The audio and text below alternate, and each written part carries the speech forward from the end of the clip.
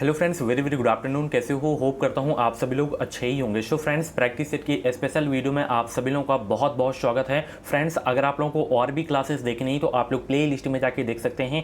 Play list में आपको सभी सब्जेक्ट के इंपॉर्टेंट वीडियोस मिल जाएंगे। इन क्लासेस की अगर आपको फ्री में PDF डाउनलोड करना है तो आप लोग हमारे टेलीग्राम चैनल से ज्वाइन हो सकते हैं। टेलीग्राम चैनल का नाम है एजुकेशन मिसाइल। वीडियो के डिस्क्रिप्शन बॉक्स में आपको टेलीग्राम चैनल के लिंक मिल जाएगी, आप लोग ज्वाइन हो सकते हैं। खुद से भी आप लोग रिवीजन कर सकते हैं। तो चलिए, और लास्ट में आप लोग अपना नाम स्कोर कमेंट बॉक्स में ज़रूर बताइएगा, ठीक है। एग्ज़ाम डेट आप सभी को पता है, पेट की 15 अक्टूबर को है जो इसका एग्ज़ाम होगा, ठीक है। साथ ही अगर आपको नोट्स चाहिए हमारा तो ये ज्वाइन कर सकते हैं। वीडियो के डिस्क्रिप्शन बॉक्स में इसकी भी लिंक दे दिया हूँ। 149 रुपये में आपको मिल रहा है पेट एग्ज़ाम का पूरा नोट्स, ठीक है। तो वीडियो के डिस्क्रिप्शन बॉक्स में लिंक दे दूँ, परचेज कर सकते हैं। 5 प्रैक्टिस सेट भी फ्री दिए जाएंगे इसमें, ठीक है। चलिए, सबसे पहला क्वेश्चन यहाँ पे देख सकते हैं। सूची फर्स्ट को सूची सेकंड से आपको मिलान करना है। जैसे यहाँ पे भारत शासन अधिनियम हो गया, और क्रिप्स प्रस्ताव हो गया, अगस्त प्रस्ताव हो गया, वेवेल योजना हो गया। तो ये कब हुए थे ये आपको बताना है। सभी लोग जवाब देने का प्रयास करेंगे।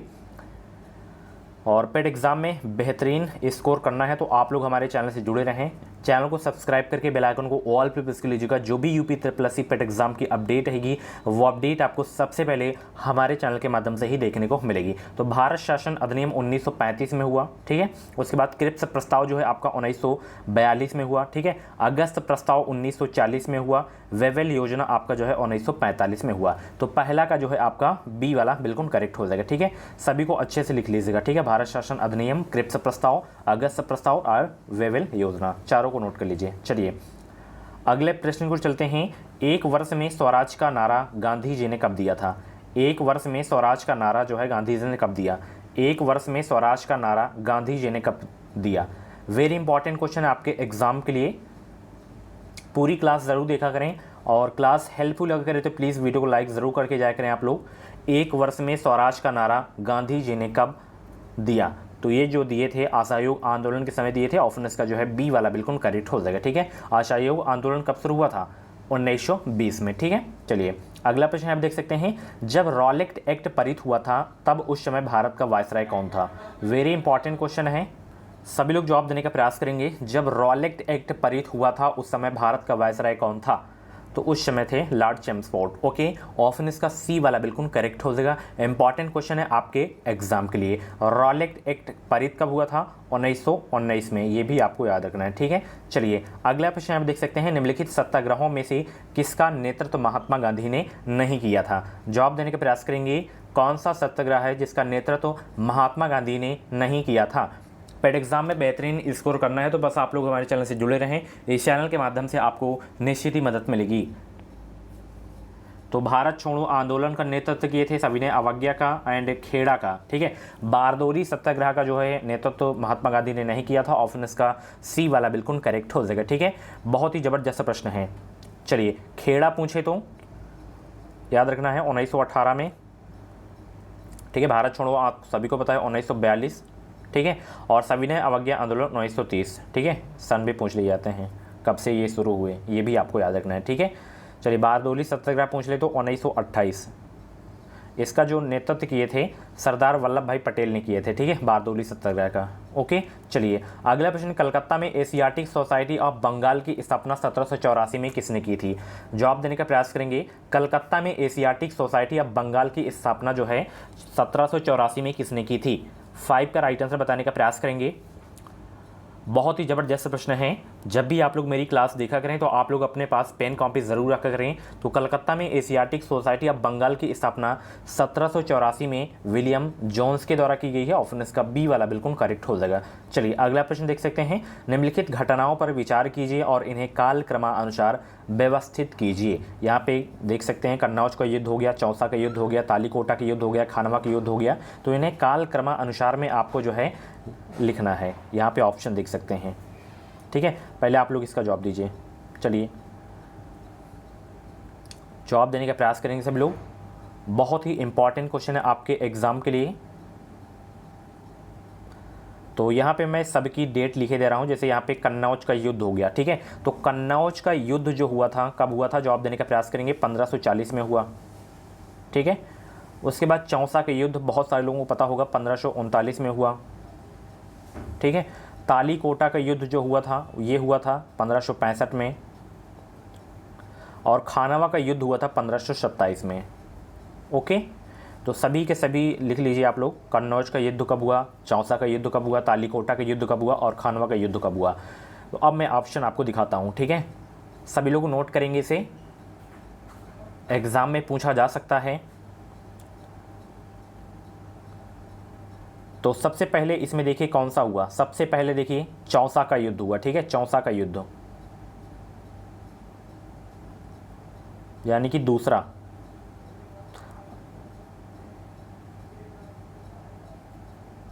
सॉरी, खानवा का युद्ध, मैंने 1527 यहाँ पे नहीं देखा था, तो 1527 आपका इसमें जो सही होगा वो आपका ए वाला सही हो जाएगा, ए वाला, ठीक है। मैंने आपको बता ही दिया, आप लोग सबको नोट कर लीजिएगा। चलिए, कृष्णदेव राय के दरबार में अष्टदिग्गज कौन थे। जवाब देने का प्रयास करेंगे। कृष्णदेव राय के दरबार में अष्टदिग्गज कौन थे, तो वे थे 8 तेलुगु कवि, ठीक है। ऑप्शन इसका बी वाला बिल्कुल करेक्ट हो जाएगा। चलिए अगले प्रश्न को चलते हैं। निम्नलिखित में से किसने राष्ट्रकूट साम्राज्य की नींव रखी।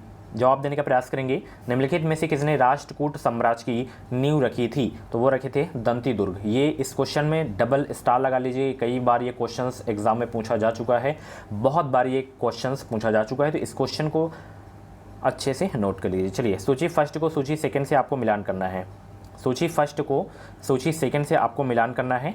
जवाब देने का प्रयास करेंगे। बहुत ही इंपॉर्टेंट क्वेश्चन है आपके एग्जाम के लिए।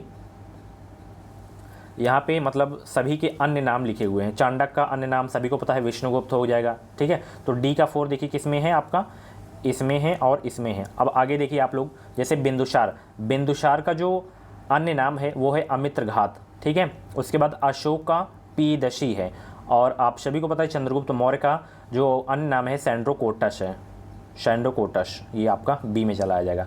तो इसका जो है आपका 9वां का जो है आपका सी वाला बिल्कुल करेक्ट हो जाएगा, सी वाला। ओके, चलिए चांडा का याद रखिएगा, विष्णुगुप्त, ये बहुत पूछा जाता है। सत्यमेव जयते शब्द जो है किस उपनिषद से लिया गया है। जवाब देने का प्रयास करेंगे। अगले प्रश्न का जवाब देने का प्रयास करेंगे। सत्यमेव जयते शब्द जो है किस उपनिषद से लिया गया है, तो ये लिया गया है मुंडको उपनिषद से। ये भी क्वेश्चन बहुत ही जानदार है, बहुत इंपॉर्टेंट है, ठीक है। चलिए, काठमांडू किसकी राजधानी है, नेपाल की राजधानी, आप सभी को पता है, ठीक है। चलिए, पृथ्वी का सर्वाधिक शुष्क क्षेत्र कौन सा है, ये भी क्वेश्चंस बहुत ही इंपॉर्टेंट है। पृथ्वी का सर्वाधिक शुष्क क्षेत्र कौन सा है, तो वो है अटाकामा मरुस्थल, ठीक है। ऑप्शन इसका बी वाला बिल्कुल करेक्ट हो जाएगा। चलिए, भारत का सबसे बड़ा बॉक्साइट उत्पादक राज्य कौन सा है। वेरी वेरी इंपॉर्टेंट क्वेश्चन है आपके एग्जाम के लिए। और जितने भी लोग क्लास को देख रहे हैं सभी लोग वीडियो को लाइक कर देंगे और शेयर कर देंगे अपने ग्रुप में, ताकि और सारे लोग क्लास में ज्वाइन हो सकें, उनकी भी जो है बेहतरीन प्रिपरेशन हो सके। तो भारत का सबसे बड़ा बॉक्साइट उत्पादक राज्य जो है आपका वो है उड़ीसा। ऑप्शन इसका ए वाला बिल्कुल करेक्ट हो जाएगा। चलिए, किस राज्य में मानस टाइगर रिजर्व है, ये भी बहुत इंपॉर्टेंट क्वेश्चन है। किस राज्य में मानस टाइगर रिजर्व है, 14 का जवाब देने का प्रयास करेंगे। तो मानस टाइगर रिजर्व जो है वो है असम राज्य में। ऑप्शन इसका सी वाला बिल्कुल करेक्ट हो जाएगा। चलिए, LAC यानी कि वास्तविक नियंत्रण रेखा भारत और किसके बीच की एक जो है प्रभावी सीमा है। जवाब देने का प्रयास करेंगे। 15 का राइट आंसर क्या हो जाएगा। आंसर सोचने का अगर आप लोगों को ज़्यादा समय चाहिए तो आप लोग वीडियो को रोक भी सकते हैं। वास्तविक नियंत्रण रेखा भारत और किस देश के बीच की एक जो है प्रभावी सीमा है, ये आपको बताना है। तो ये है चीन की, ठीक है। ऑप्शन इसका जो है बी वाला बिल्कुल करेक्ट हो जाएगा। चलिए, मीरा सेठ समिति का संबंध किससे था। जवाब देने का प्रयास करेंगे। मीरा सेठ समिति का संबंध किससे था, तो मीरा सेठ समिति का संबंध जो है किससे था भाई, हथकरघा क्षेत्र के विकास से था। ऑप्शन इसका ए वाला बिल्कुल करेक्ट हो जाएगा। चलिए, अगला प्रश्न। केंद्रीय बजट 2022-23 में प्राथमिक घाटा अनुमानित किया गया था कितने घरेलू उत्पाद का, कितने %, ये आपको बताना है। 17 का जवाब देने का प्रयास करेंगे। केंद्रीय बजट 2022-23 में प्राथमिक घाटा अनुमानित किया गया था, तो ये अनुमानित किया गया था सकल घरेलू उत्पाद का 2.8%, ठीक है। ऑप्शन इसका ए वाला बिल्कुल करेक्ट हो जाएगा। चलिए, आयकर विभाग द्वारा जारी पैन कार्ड में निम्नलिखित में से किस उद्देश्य के लिए प्रयोग नहीं किया जा सकता है। जवाब देने का प्रयास करेंगे। आयकर विभाग द्वारा जारी पैन कार्ड निम्न में से किस उद्देश्य के लिए प्रयोग नहीं किया जा सकता है, तो इसका मैं बता दूं सबसे पहले प्रयोग कहाँ कहाँ पे किया जाता है। जैसे पहचान का प्रमाण पत्र हो गया, पंजीकृत करदाता का प्रमाण हो गया, जन्म तिथि का प्रमाण होता है, पते का प्रमाण नहीं किया जाता है, ठीक है, क्योंकि पता नहीं लिखा रहता है इसमें, ठीक है। ऑप्शन इसका ए वाला बिल्कुल करेक्ट हो जाएगा। राष्ट्रीय विकास परिषद यानी कि NDC का गठन किस तिथि को हुआ था, ये आपको बताना है। NDC 19 का जवाब देने का प्रयास करेंगे। राष्ट्रीय विकास परिषद का गठन जो है किस तिथि को हुआ था? 6 अगस्त 1952 को हुआ था। ऑप्शन इसका सी वाला बिल्कुल करेक्ट हो जाएगा। चलिए, भारत में पहली पंचवर्षीय योजना का आधार था, यानी कि किस मॉडल पर आधारित थी पहली पंचवर्षीय योजना, ये आपको बताना है। 20 का जवाब देने का प्रयास करेंगे।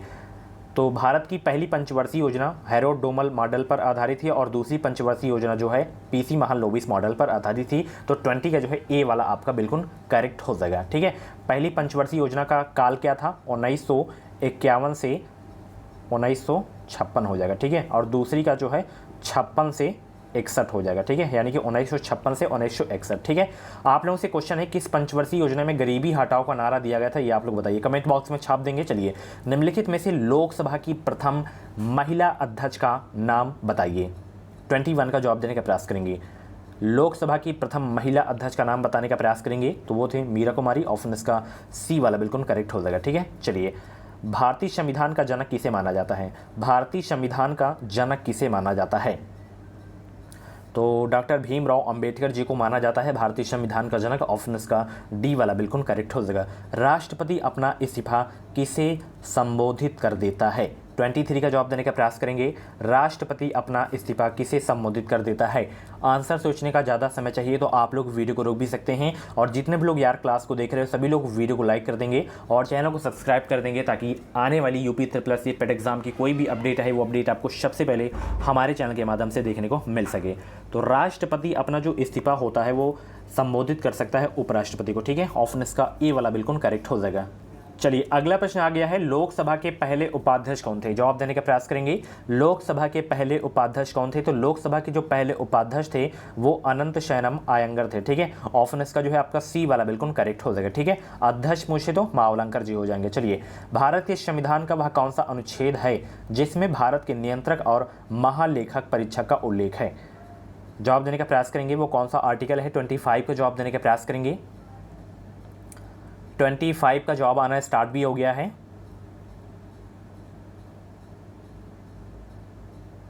तो अनुच्छेद 148 में भारत के नियंत्रक और महालेखक परीक्षक का उल्लेख है। ठीक है, 148 याद रखना है। तो ऑप्शन इसका बी वाला बिल्कुल करेक्ट हो जाएगा। चलिए, इलेक्ट्रॉन का एंटी पार्टिकल क्या है?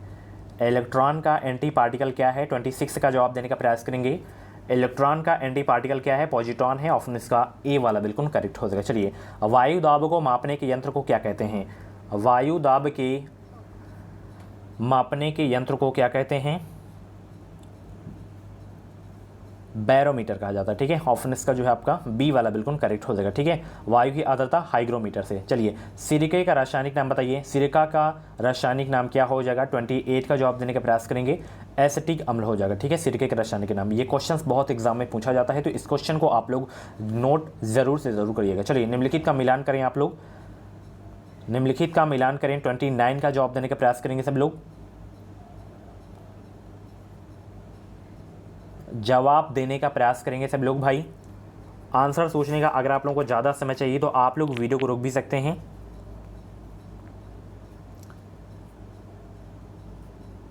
जैसे यहाँ पे लिखा हुआ है प्रकंद, प्रकंद का उदाहरण कौन सा है ये आपको बताना है। बल्ब का उदाहरण कौन सा है? कंद का उदाहरण कौन सा है? तो यहाँ पे प्रकंद का उदाहरण है आपका अदरक। ठीक है, बल्ब का उदाहरण है आपका प्याज, कंद का आलू। तो 29 का जो है आपका कौन सा सही हो जाएगा? 29 का आपका जो है ए वाला आपका करेक्ट हो जाएगा। ठीक है, ए वाला। चलिए, अगले प्रश्न में चलते हैं। डीपीटी टीका निम्नलिखित में से किस प्रकार का होता है? ये किस प्रकार का होता है टीका? 30 का जवाब देने का प्रयास करेंगे। तो ये एक क्या है? संयुक्त टीका है। ठीक है, ऑप्शन इसका डी वाला बिल्कुल करेक्ट हो जाएगा। चलिए, मनोरथ का संधि विच्छेद क्या हो जाएगा? मनोरथ का संधि विच्छेद क्या हो जाएगा? जवाब देने का प्रयास करेंगे। मनोरथ का संधि विच्छेद क्या हो जाएगा? मनः धन रथ हो जाएगा। ठीक है, तो ऑप्शन इसका जो है आपका ए वाला बिल्कुल करेक्ट हो जाएगा। इसमें कौन सी संधि है? विसर्ग संधि है। ये भी एग्जाम में पूछा जा सकता है, तो विसर्ग संधि आपको याद रखना है। ठीक है, चलिए, नाक रगड़ना का क्या अर्थ है? नाक रगड़ना का क्या अर्थ है? तो नाक रगड़ना का अर्थ है दीनता पूर्वक प्रार्थना करना। ठीक है, ऑप्शन इसका सी वाला बिल्कुल करेक्ट हो जाएगा। चलिए, जिसके सिर पर चंद्र हो उसके लिए शब्द क्या है? जिसके सिर पर चंद्र हो उसके लिए शब्द क्या है? चंद्रशेखर, ठीक है। ऑप्शन इसका जो है आपका बी वाला बिल्कुल करेक्ट हो जाएगा।